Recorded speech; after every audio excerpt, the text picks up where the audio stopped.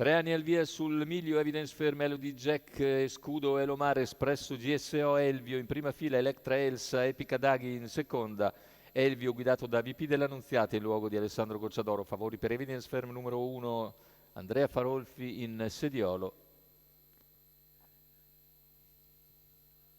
Macchina che stacca, c'è stato l'errore di Jack mentre va subito a condurre. Numero 2 Elodie Jack Evidence Fair squalificato. su Escudo e Lomar Numero 7 Electra rimane squalificato. all'esterno ma si accoda poi in terza posizione davanti a Epica Daghi.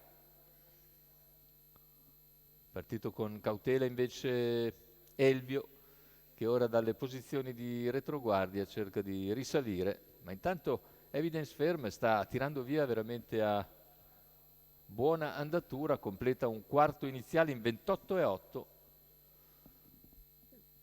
Ora si avvicina Escudo, che ha sempre in schiena Elomar e quindi Epica Daghi. Elvio progredisce gradualmente all'esterno.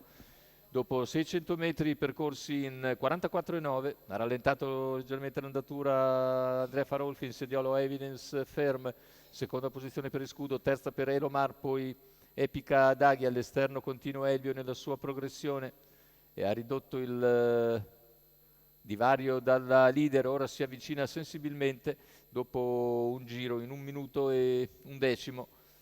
Arriva a ridosso di Escudo, quando i cavalli sono ormai all'altezza del chilometro, completato dalla testa in 1,15 secco. Evidence Firm si mantiene in vantaggio, Elfio a ridosso di Escudo, poi Elomar, Epica Daghi che accenna a spostare all'esterno per andare a prendere la scia di Elvio, 400 all'arrivo.